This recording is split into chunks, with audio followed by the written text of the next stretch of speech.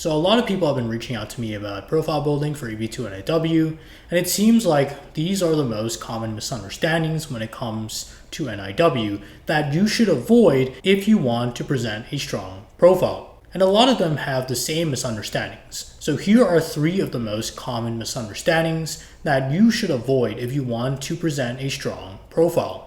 And for those of you who don't know me, my name is Jason and I work with several top immigration lawyers, which is where my profile building insights on EB-2 NIW as well as EB-1A come from.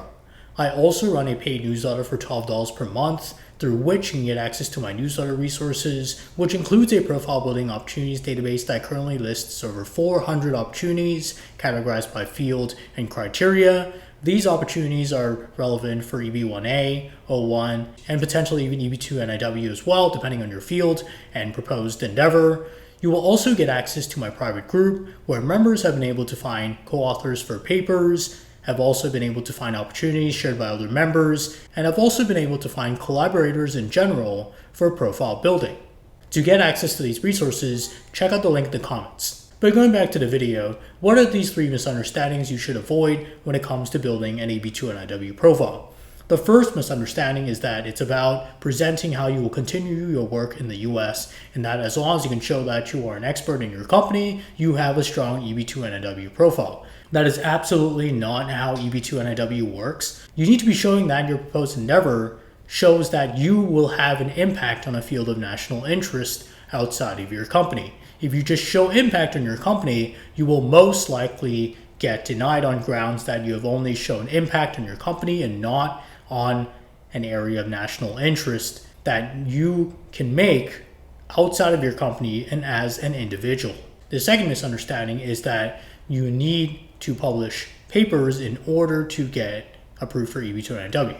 You can publish papers and still get denied.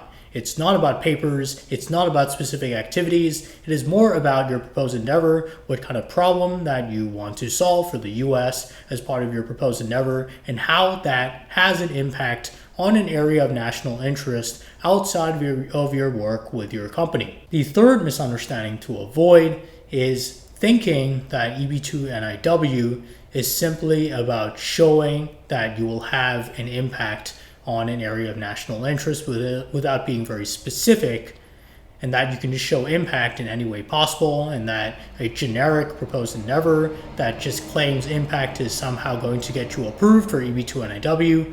That is not really how EB-2 NIW works. It is about a proposed endeavor, how you intend to contribute to an area of national interest, usually by solving a problem, not about just showing general benefits to an area of national interest, especially just through your work with your company.